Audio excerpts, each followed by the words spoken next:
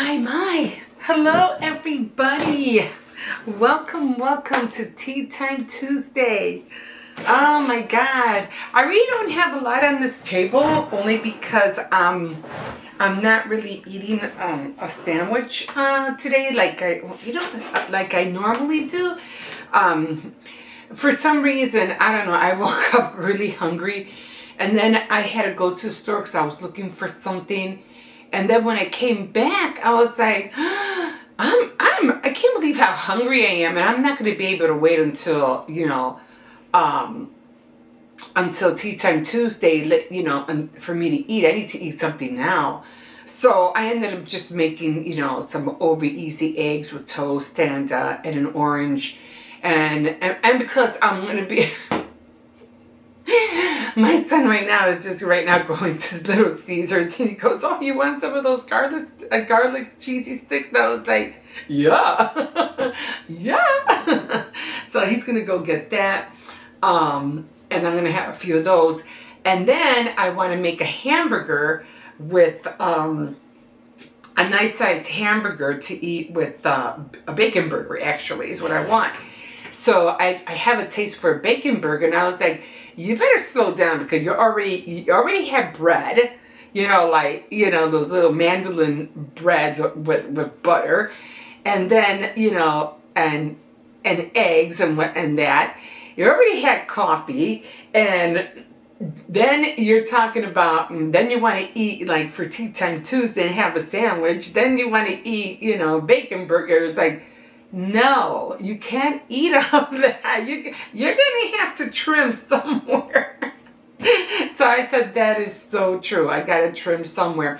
So what I ended up doing was that I'm always looking at the clock. So if you see me, my eyes veering, that way, it's like, what time is it?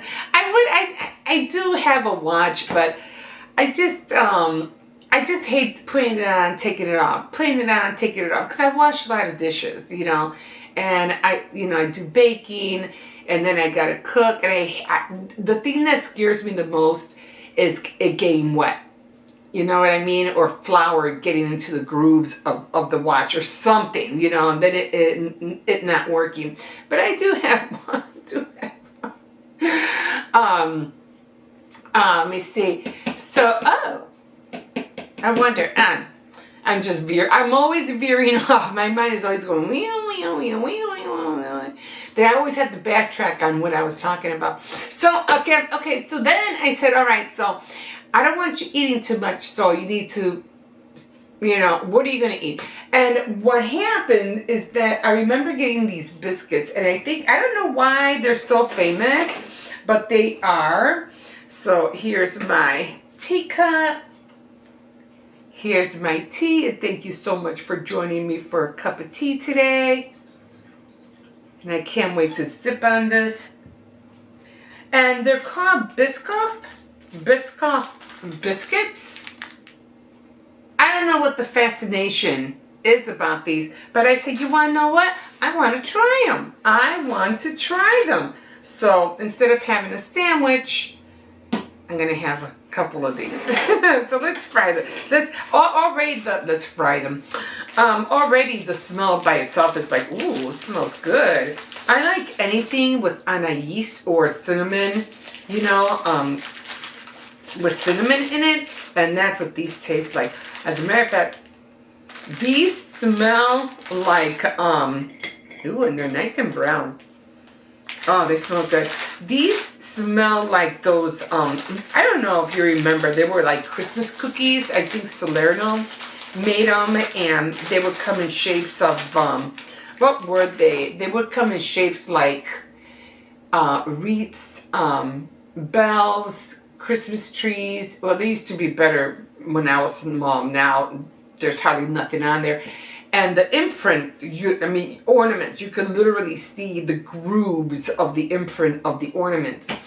And they would have all these, different color, green and red sugar crystals in them. I mean, they were to me like every year, you know, my mom would buy them, and every year I would look forward to those cookies, like all the time. Was like my number one go-to cookie for the year. And but then as the years started going on, I had a hard time finding them. Like Salerno wasn't making them anymore. But then they bought them back, I think it was about 3 years ago, and they don't look the same like they did when I was little. They're a lot more puffier. They do have the shape of the Christmas tree and the wreath. No grooves. You can't even tell what's what. The bell, you might be able to, you know. And very, very little, like sporadic little ice sugars of green and red sprinkled on. And I'm like, really? What the heck happened? So I buy them anyway, only because I like that anise flavor, and that's what gets me every time, is that flavor. So before we start anything, let's have a sip of this tea.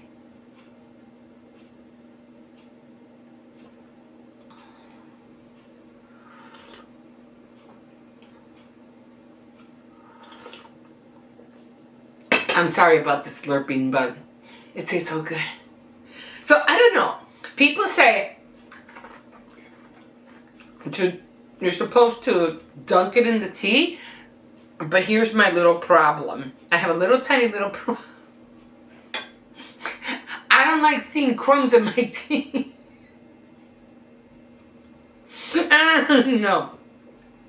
So I'm gonna do it this way. I mean, I can. If I do it lightly, right?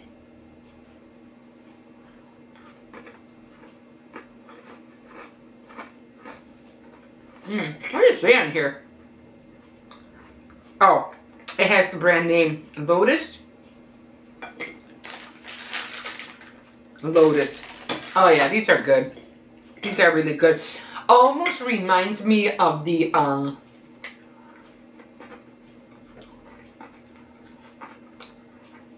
no. Is it the pinwheel? The pinwheel almond cookies. You know the pin, not the pinwheel that you blow. The big one with the big thing. You know, that has the big pinwheels going, and it even looks like a big, like you would see in a farm or something. And then it would have slices of almonds embedded in the cookie. Those are so good. I'm still looking for the almondettes, and I think Hootie Call, which I haven't seen at all, like at all lately, and it's Entenmann's cookies. I mean, I'm pretty sure they have them out there still. I'm pretty sure they have the donuts and everything, but they used to have the almondettes, and they just, to me, they just used to look like the shapes, or the look like the public school, or the Chicago public school cookie. Remember the butter cookie? It used to have that look, just a little bit smaller, with powdered sugar on top. Of course, they had the almond flavor, and to me, they were just so good. They were just so good. I used to buy them all the time. But then I wasn't seeing them anymore. And then I did find some at, believe it or not, I found some at Dollar Tree, but without the powdered sugar. It didn't have it on there. And that's the main reason I like it, because of the powdered sugar. So,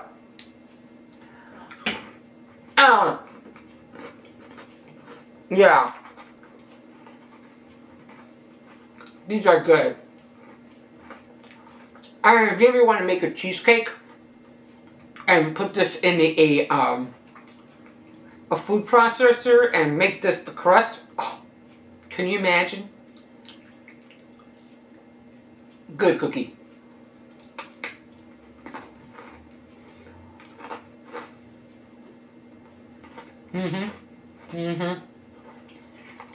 Very good cookie. Okay. Now that was good. I just bit my tongue. Alright.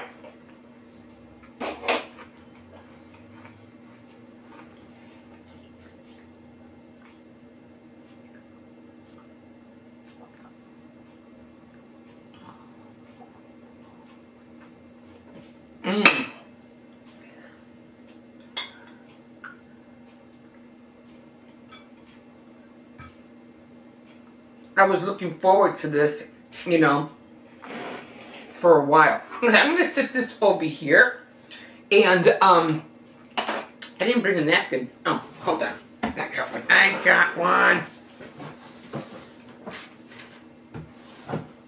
I always have napkins or something over here because either my nose is always running, and I hate the corners of my lips being dry or wet or whatever, or having crumbs on there. But let's get an update on what do you call it? I'm sticking my foot over here. An update on the book of the Gambling for the Duke's Daughter. Now I was reading it and I was like, okay, what's gonna happen now? Because it just seemed like I thought there was gonna be a more mystery, you know, to the book. I thought, you know, like I'll tell you what else I did too. I ended up making a small little list, and then I'm gonna start doing this a lot. I made just like a paper, and I put it on the back of the Kindle because with the book, I can always slap one of these notes on the back of the book or on the inside, but with the Kindle, I can't. So I put all the names of the characters so I could know who they are. So I thought Captain Blake and Natalia were going to go through like little squabbles, or who's better than who, or I can outbeat you in your love game, or no, I'll get you first, or whatever, or you know, something like that, like a tat-a-tat with each other, or like the cat catching the mouse kind of game, you know. But so far it's not turning out that way. So when I first left off, I left off with Captain Blake going to see Natalia's, what do you call it? The Duke, which is Natalia's dad. So he finally goes over there, and he's nervous as heck, you know, because Clarice, which is the stepmom of Natalia, went over to see, you know, Dylan, you know, Captain Blake, and told her if you're really in love with her, then you'll go over there and make things right, and you know, offer the Duke, you know, and for her hand in marriage, because if she gets sent off and marries this Russian guy, which his name was I didn't write it. Oh, Ivan. Ivan. I'm just call him Ivan. And well, he had a Russian name at the end, but I can't pronounce it. Ivan. I can't.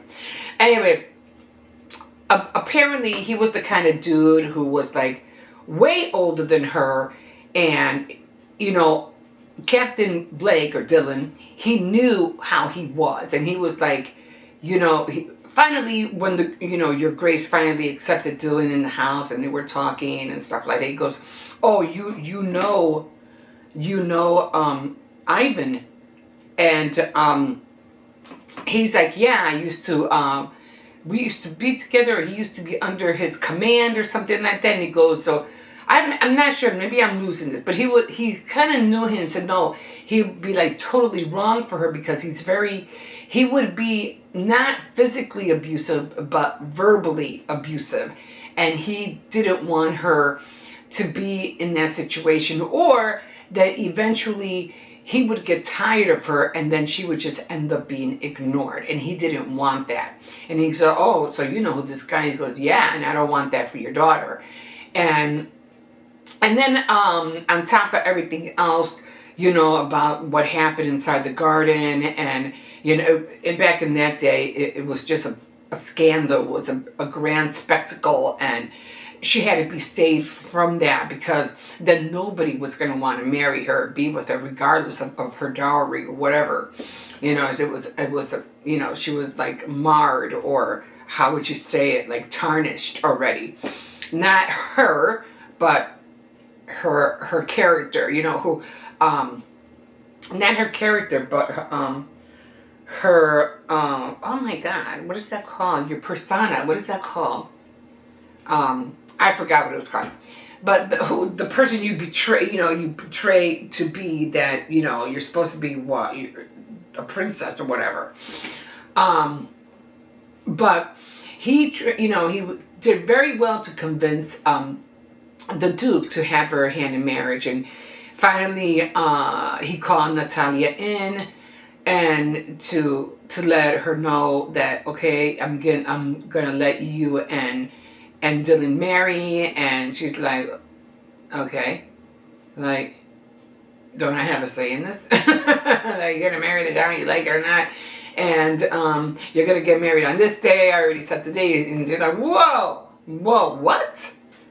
She goes, yeah. He goes, yeah. So we already have planned out this date you're gonna get married. And Dylan jumps in and goes, no, your Grace. He's like, Natalia needs time. This is her wedding, and we need time to plan this wedding, and who are we going to invite, and so forth. And so, why do I have so much green in the back?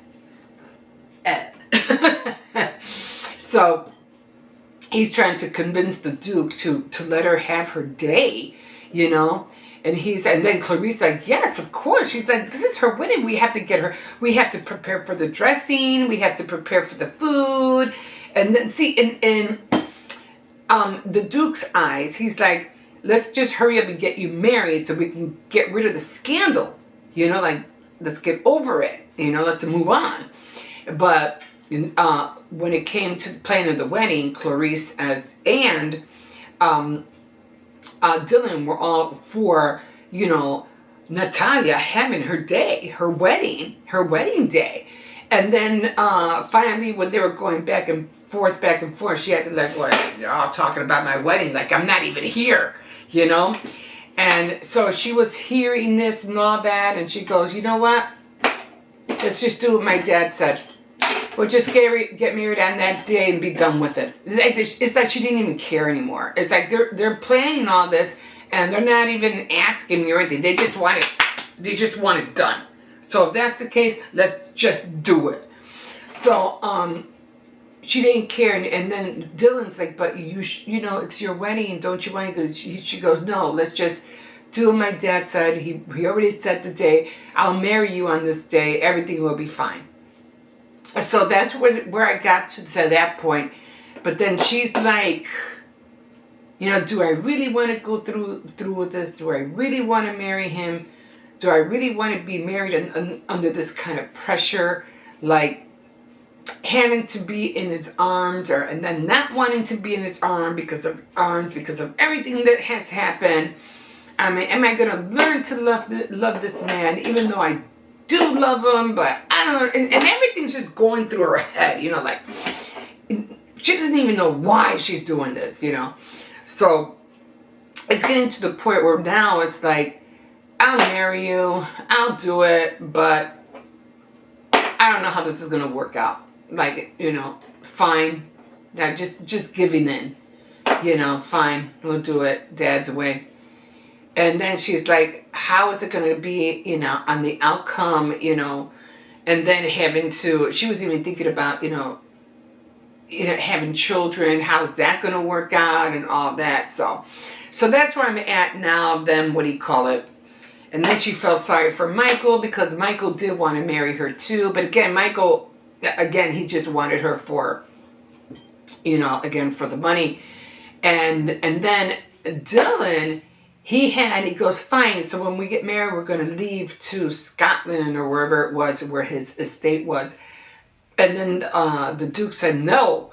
He goes, you're not moving or taking my daughter all the way out there. He goes, we rarely, we wouldn't see her. And he goes, and then Natalia said, yeah, I mean, you taking me out of London? Like, what?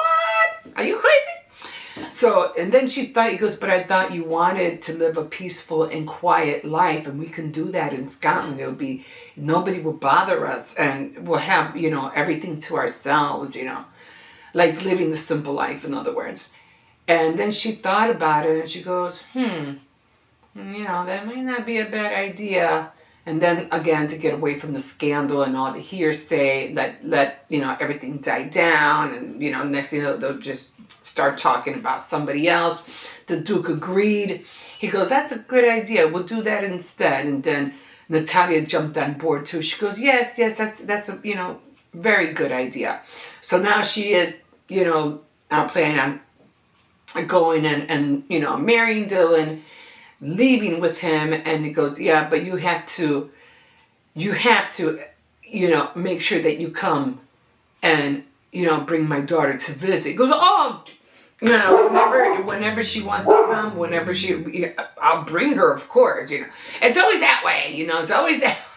I'll do whatever you say. Until a year or 2 years later, it just doesn't seem to work out. Marriages these days, and I didn't want to touch the point of marriage, but marriages these days are not like marriages back in the day. It's like, marriages these days is like, people are getting married too fast, and they're getting annulments too fast, or, they're getting a divorce too fast, and nobody seems to be in it for the long haul, or spouses are taking advantage of spouses. I mean, when you get married, to me, the best way to get married, like seriously, marry your best friend. Don't marry on a whim. Don't marry just because you think he's cute, or, stuff like that. Because those kind of relationships, they're not going to last. And it's, but what? And it's been proven over and over again. Those kind of, he's coming back. He went to go get the pizza, and he said every time he gets upset. Anyway, so that's where I'm at with that, and I can't wait to find out what's going to happen.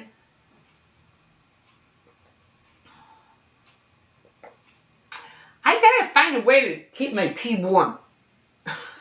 Hot.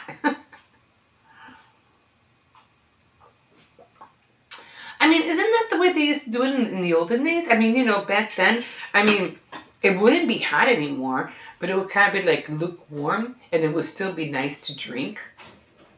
Because usually, like in the summertime, I don't like drinking hot stuff. But tea cools down faster than coffee. So even though it's kind of like warm, it's still drinkable. It still tastes good. You know what? I'd rather drink iced tea than iced coffee. I don't like ice. I can't down it. Like I just can't. So that's gonna be it for today, guys. So again, didn't put a whole sandwich theme set up here because I do want to make myself a bacon burger with lettuce. I don't have no tomatoes, unfortunately, cheese, and and stuff. And then I wanted to I probably end up eating it with the cheese sticks that the garlic sticks that my son's gonna bring. And so yeah, and I still have to make my cookies. I have to get on that. I have to decorate my second set of cookies, which are the mugs, the beer mugs. I can't wait. That looks so cute. Okay, guys. So I can officially see. So glad you caught me. And don't forget to like and subscribe. And comment. No, I wasn't spitting out the cookie. That was good. And yeah, we'll see you next time on Tea Time Tuesday. Bye.